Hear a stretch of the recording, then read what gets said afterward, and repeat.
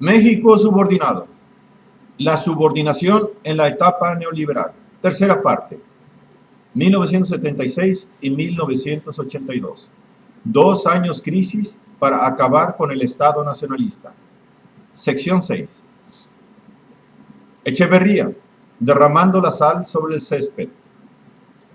Precisando la visita de Luis Echeverría a Washington en junio de 1972, podemos advertir que el mandatario mexicano no tuvo una actitud entreguista, a como ya nos tienen mal acostumbrados los presidentes neoliberales.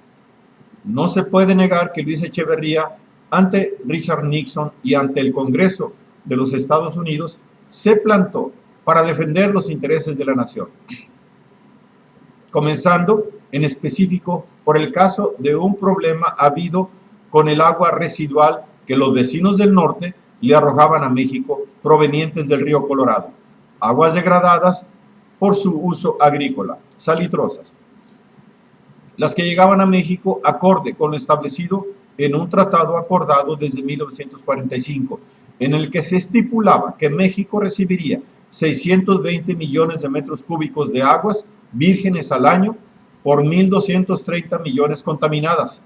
Esto es, una mayor cantidad de aguas residuales impropias para la agricultura. Convenios que legitimaban el envío a territorio mexicano de los desechos salitrosos del drenaje hidráulico del sistema de riego de Arizona, aguas residuales que afectaron el cultivo de algodón en el Valle de Mexicali, salando el cultivo de algodón, haciendo que su rendimiento decreciera de manera drástica a una cuarta parte hacia 1972. En términos humanos, donde antes comían 4, hoy solamente come 1. Esa es la cuestión, nos dijo un campesino. Echeverría se hizo presente en el Valle de Mexicali, constatando el deterioro agrícola y las causas de este, advirtiendo que aquello era un problema transfronterizo que habría de tratarse con el gobierno del norte. Y así lo hizo Luis Echeverría ante Nixon. Fue ese un punto concreto punzante a tratarse en la agenda del encuentro en procura de lograr un acuerdo correctivo a la menor brevedad posible.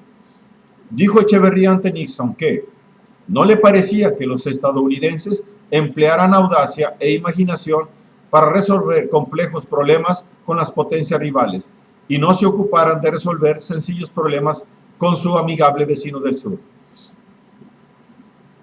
La parte norteamericana no podía desconocer la causalidad del problema y la injusticia derivada. Los mexicanos afirman y los expertos norteamericanos reconocen que el aumento de la salinidad resultante en la parte de México ha afectado el cultivo de algodón y otras cosechas al sur de la frontera. Se consigna en un artículo publicado en el Wall Street Journal el 27 de junio del 72, mismo artículo en el que se da cuenta de que el Departamento del Interior proponía se construyese una planta desalinizadora para solucionar el problema, planta que tendría un costo de 140 millones de dólares y que sería capaz de desalinizar 200 millones de galones de agua salobre por día.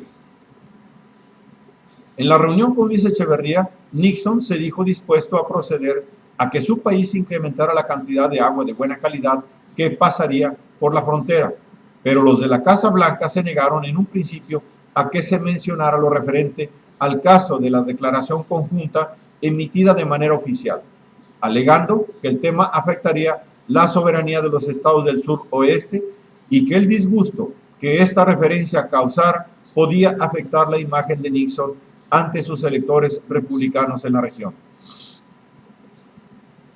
El canciller de México, Emilio O. Rabasa, tuvo que actuar de manera enérgica para hacer que se incluyese el asunto en la declaración oficial de la reunión presidencial, haciéndole ver a la contraparte que o se incluía el tema o no habría un comunicado conjunto, llegándose a un acuerdo diplomático de incluir una alusión, haciendo ver que ambas partes procederían en lo inmediato a procurar alguna solución, efectuándose un trabajo conjunto. Lo fácil que se resuelven los problemas en el papel.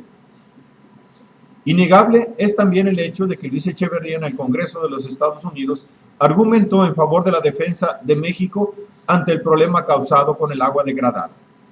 La contaminación voluntaria de las aguas que llegan a nuestro territorio configura una forma inaceptable de discriminación, misma comparecencia en la cual Echeverría argumentó a favor de sus consignas tercermundistas.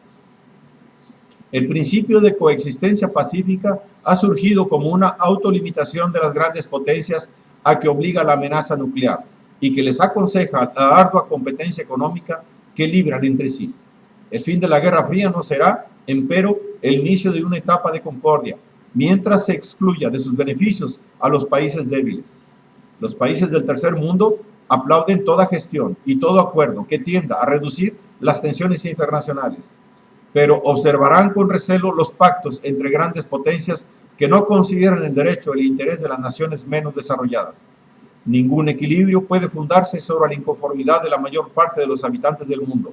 Nuestros pueblos tienen conciencia de que su miseria produce riqueza para otros. Los rencores acumulados en contra del colonialismo político renacen ahora en contra del colonialismo económico. La paz y el progreso dependen, cada vez en mayor medida, de las actitudes que adoptemos conjuntamente para reducir la alarmante distancia que separa a los pueblos ricos de los pobres. Asimismo, Luis Echeverría abogó por un trato justo a las exportaciones agrícolas y de artículos semielaborados que de México pasaban a los Estados Unidos ante la amenaza de que se pudieran reducir, decisión a ser tomada en los Estados Unidos que podía perjudicar en gran medida a México, haciendo aún más desfavorable la balanza comercial. Puesto que el problema de fondo que afectaba a México o al país del sur radicaba en la desigual balanza comercial debida a la asimetría productiva, exportaciones baratas, importaciones caras de bienes de capital, productos con valor agregado.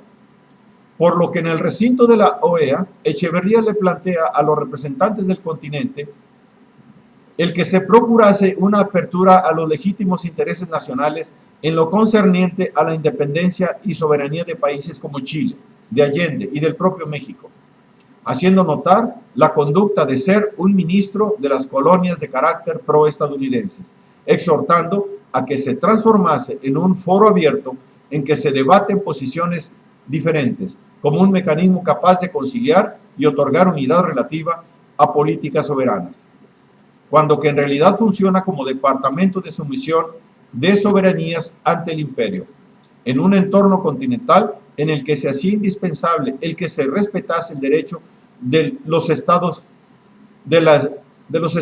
nación del sur a la libre disposición de sus recursos naturales. Necesitamos garantizar al respecto la facultad soberana de cada país a realizar y a fijar las modalidades de las expropiaciones que consideren necesarias para fortalecer su autonomía y fortalecer su desarrollo. Proposición de la más elemental de las independencias que en el ámbito imperialista que aqueja al continente en su relación norte-sur resulta ser un reclamo más que legítimo, mas siempre ofendido por la política imperialista de los del norte. Inclúyanse hoy en día a los canadienses y a sus empresas mineras saqueando a México. Así pues, Luis Echeverría hizo ver, es también indispensable asegurar que los consorcios transnacionales no distorsionen la vida interna de los Estados miembros. Los capitales provenientes del exterior cumplen una función a veces necesaria de complementariedad económica. Las empresas extranjeras deben someterse, sin embargo, a la jurisdicción del país en que operan y no inmiscuirse bajo ningún pretexto en su vida política. Esto dicho en el preámbulo de la ofensiva neoliberal con la consigna del dominio para las transnacionales era algo que el establishment imperialista no podría tolerar. Y aún hubo más. Echeverría se atrevió a denunciar el injusto dominio de las potencias capitalistas, acertando denunciar la praxis imperialista. La negligencia de las grandes potencias respecto de los países menos poderosos ha determinado, más que ninguna otra causa, una nueva división del mundo. Asistimos, si se me permite la expresión, a una división clasista de la sociedad internacional.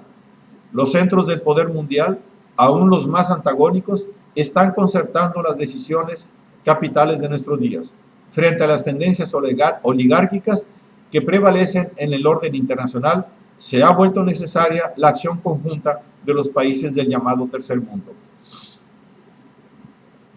Un propósito integracionista y de acción conjunta entre los países del sur era la propuesta para contrarrestar lo que por esos años venía a ser la primera oleada neocolonialista de características neoliberales.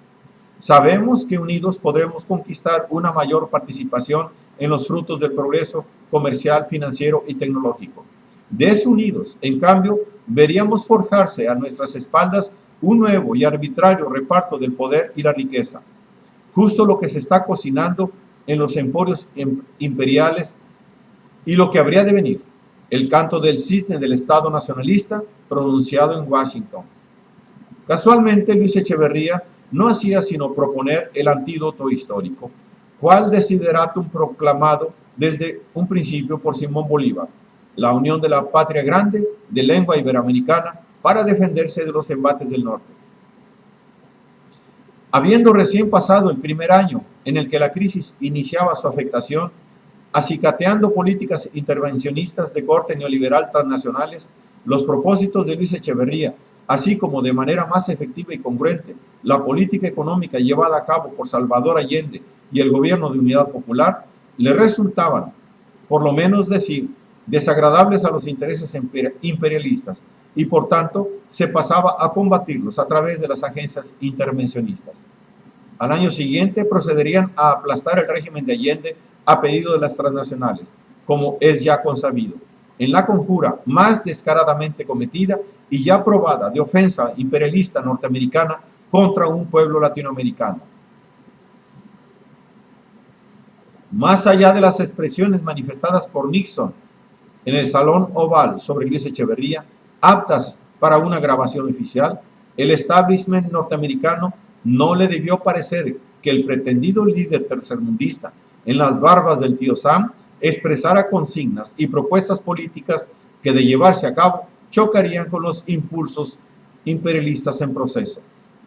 Al acabar con Salvador Allende, el tercermundista de Echeverría quedó confinado a ser mera retórica. La revolución pro justicia distributiva había muerto hace 3 décadas. Entonces, ¿desde qué base popular en México se argumentaba una política pro tercer mundo? Por los pueblos sometidos a las agresiones coloniales durante toda la era moderna.